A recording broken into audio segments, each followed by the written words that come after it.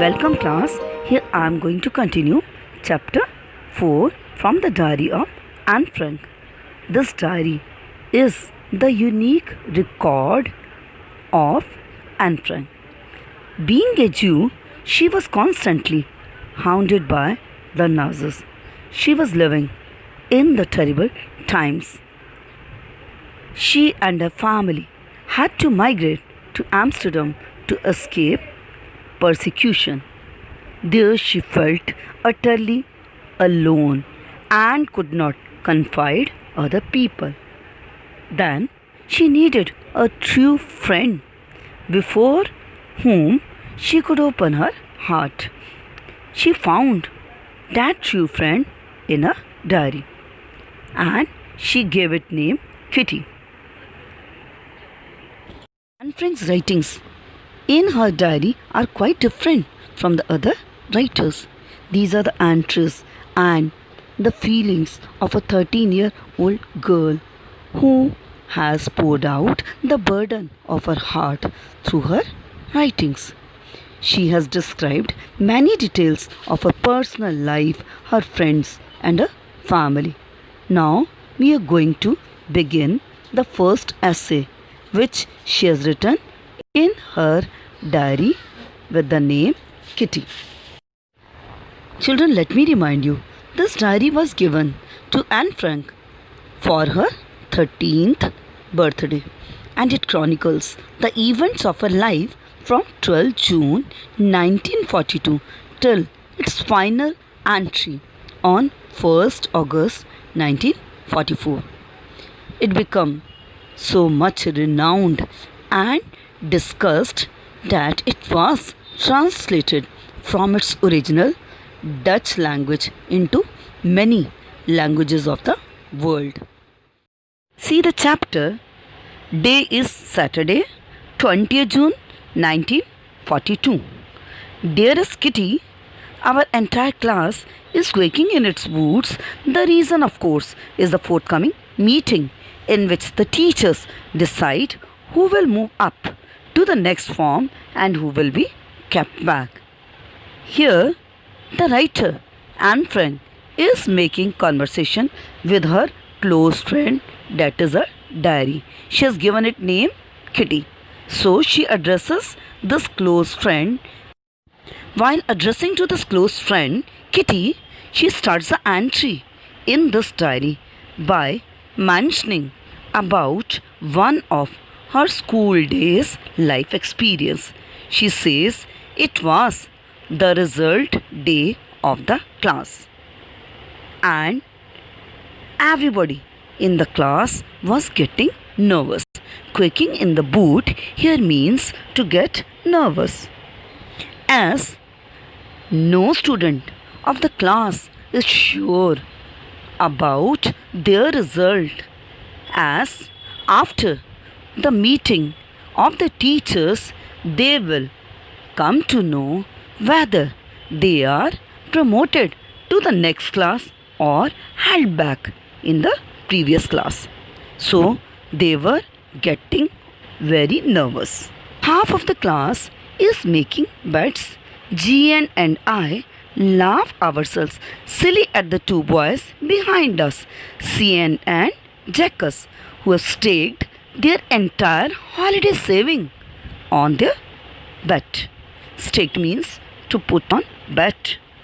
Here Anne Frank explains her friend Gian, being quite good natured, she tries to stop and console these boys with the polite and the requesting looks, and she, being very agitated and angry girl, tried to stop them about their hot discussions, but they keep on going and shouting with the words, I am not going to pass, and the other consoling to him, no, you would. So in this way they were arguing with each other. But none of their words had any effect on these silly boys. If you ask me, There are so many dummies that about a quarter of the class should be kept back, but teachers are the most unpredictable creatures on earth. But according to this writer girl, 1/4 of her class does not deserve to be promoted to the next form as they never responded or participate in any activities of the class. So she refers them to be the dummies, that means low intelligent students. But she comments that the teacher's decision can never be predicted. That means she doesn't have the idea what the teacher would decide about their fate. I'm not so worried about my girlfriends and myself. We will make it. The only subject I'm not sure about is maths. Anyway, all we can do is wait. Until then, we keep telling each other not to lose heart. Here, the girl says she was not bothered about the result of herself and of her friends. She has no doubt, she was sure that they will all pass. The only thing and the subject about which she was not sure, that was her mathematics. She seems to have a tough time with the subject, but she says all they could do was to wait for the result. Therefore, till then, Gian and Anne Frank, they were now motivating each other to keep their confidence and not to lose heart. I get along pretty well with all my teachers. There are 9 of them, 7 men and 2 women. Mr. Keesing, the old foggy who teaches maths, was annoyed with me for ages because I talked so much. Foggy means dull and old-fashioned. Annoyed means to get angry. Here, Anne Frank is giving detail about the number of teachers of her class. They were 9 in number, 7 men and 2 women. And she had good relationship with all of them except one. That was Mr. Keesing, who was her maths teacher. She called this teacher to be dull, old-fashioned man, and he used to get angry with Anne Frank from many years because of her talkative nature. After several warnings, he assigned me extra homework and essay on the subject, a chatterbox. A chatterbox, what can you write about that?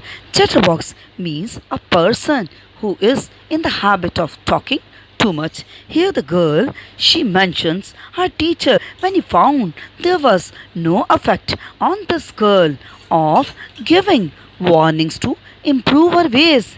He thought to give her an extra homework to write an essay on the subject, a chatterbox. He thought this would be the good way for the girl in improving her habit of talking too much. A chatterbox, what can you write about that? She said, I was surprised how one can write about such weird topic. I would worry about that later, I decided. Then she thought she would get bothered about the topic later on. I jotted down the title in my notebook, but she put down the title of this topic in her notebook, tucked it in my bag, and then she carried this notebook in her bag and tried to keep quiet. And then she thought she would now focus on the class teaching and would now stay quiet. At evening, after I had finished the rest of my homework, the note about the essay caught my eye. I began thinking about the subject while chewing the tip of my fountain pen. Here Anne Frank mentions after finishing her whole homework, her eyes came across again about the reminder note to write about that weird topic. She started now thinking while chewing the tip of a fountain pen. Children, you people also chew your pencil or your pen. That is the gesture of giving the deep thinking. Anyone could ramble on and leave big spaces between the words, but the trick was to come up with convincing arguments to prove the necessity of talking. Ramble means to talk or write aimlessly for long. Convincing, that means to make such statements that the people should believe. Here the girl writes that for the sake of filling the pages, one could mention the random stuff between the words. So she says to fill the page, we can leave big spaces between the words. But the idea was to give some solid points to prove the importance of talking. That means she wants to give the concrete proof in support of talking in the life before the teacher. I thought and thought, and suddenly I had an idea. I wrote the 3 pages Mr. Keesing had assigned me and was satisfied. The girl here says that she gave the deep thinking about this topic and finally she got the idea and she wrote the 3 pages on the topic and finally she submitted this assignment to her teacher and Mr. Keesing was quite satisfied with the performance of this girl. I argued that talking is a student's trait and that I would do my best to keep it under control. Trait means quality. The girl had given the argument in her essay that talking is the quality of every student, but she would try to improve herself and would try to control her talking. But that I would never be able to cure myself of the habit since my mother talked as much as I did, if not more, and that there is not much you can do about inherited traits. Inherited traits means qualities or features which you derived genetically from your parents or your ancestors. Here the girl mentions that though she is giving assurance in writing, she would try to control her habit of talking, but she says she is helpless to improve this habit because her mother also talked so much. She says she has derived this habit from her mother, and the habits or the features which we derived from our parents that we could never improve. So she says she is helpless to cure this habit of talking too much, and by writing such arguments she finished her topic of chatterbox. Mr. Keesing had a good laugh at my arguments, but when I proceeded to talk my way through the next lesson, he assigned me a second essay. Here, her teacher found Annie's arguments to be very amusing or interesting, but when the girl didn't stop talking in the next lessons too, he gave her another assignment as a punishment. This time it was supposed to be on an incorrigible chatterbox. Incorrigible, that means a person that is going never to be changed or improved. The teacher had given her this topic because he was getting irritated about her unstoppable chattering during his lessons in the class. I handed it in, and Mr. Keesing had nothing to complain about for 2 whole lessons. Here the girl says that again, after receiving this punishment, when she handed it back to the teacher, Mr. Keesing, he had nothing to complain about the girl for the next 2 whole lessons. But again, in the 3rd session of the teacher, the girl again created the problem, and this time the teacher lost his patience. However, During the third lesson, he had finally had enough. Anne Frank, as a punishment for talking in class, write an essay entitled Quack, Quack, Quack, said Mr. Chatterbox. Hence, losing his temper, he gave the assignment as punishment on the topic Quack, Quack, Quack, said Mr. Chatterbox. Finding no change in the talking habit of this girl, Mr. Keesing had to invent this new and funny topic to write as a punishment to this girl.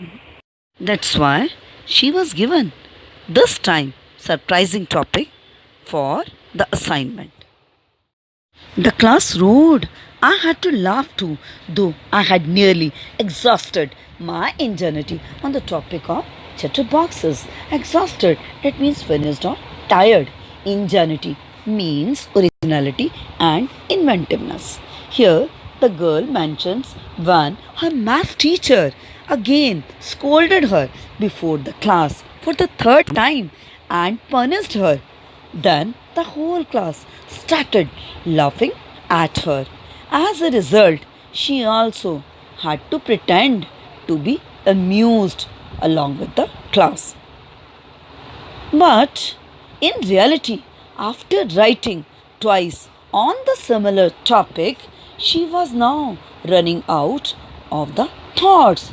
She felt tired and was feeling that her now originality and inventiveness would now not work to write on the same topic. It was time to come up with something else, something original. But she thought she would try her best to write something very original. And though all her good ideas have been dried up to write again and again on the stale topic, but still she made her mind she would write something original, something very impressive. My friend Sunny, who is good at poetry, offered to help me write the essay from beginning to end in verse, and I jumped for joy. Verse means writing arranged with a metrical rhythm, typically having a rhyme, like reading the poetry. The girl says here that her friend Sunny, who was good at poetry, she offered her to help to write this now content in the rhyme form. And thus her joy to see now this expression of her writing this time.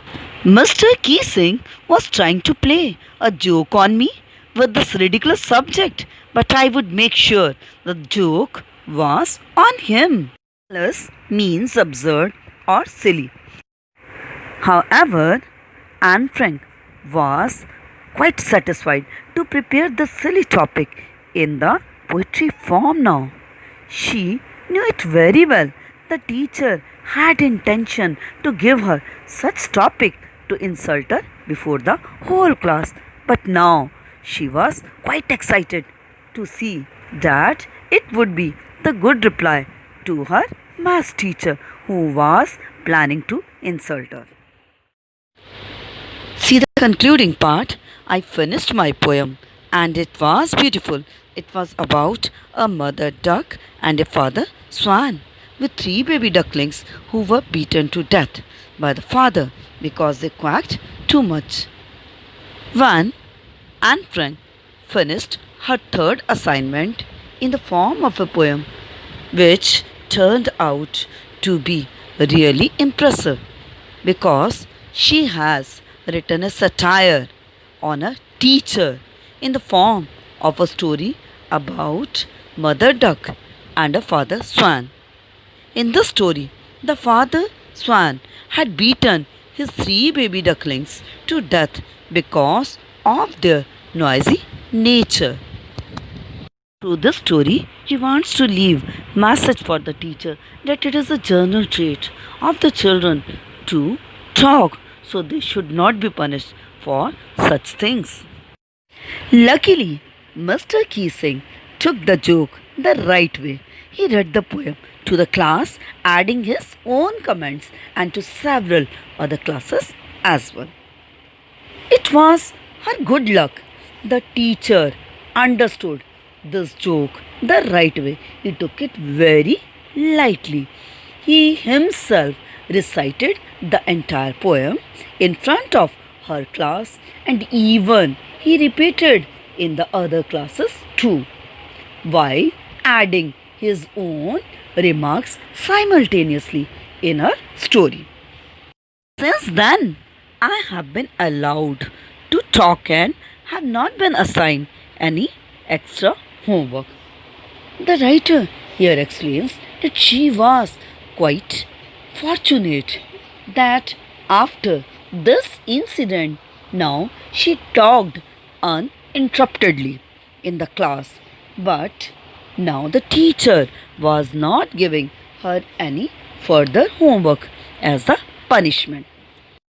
Luckily, Mr. Keesing took the joke the right way. He read the poem to the class, adding his own comments and to several other classes as well. It was her good luck. The teacher understood this joke the right way. He took it very lightly. He himself recited the entire poem in front of her class, and even he repeated in the other classes too, while adding his own remarks simultaneously in her story. On the contrary, Mr. Keesing's always making jokes these days. Contrary means opposite to it. Here Anne Frank concludes the day's entry by writing that very surprisingly there came the drastic change in the behavior of a strict maths teacher. Mr. Keesing was now found cracking jokes every now and then in front of her class. She was surprised after observing this now change in a teacher. Mr. Keesing took her joke in the right way and understood the feelings of the children. He never pointed out any children for talking further in her life.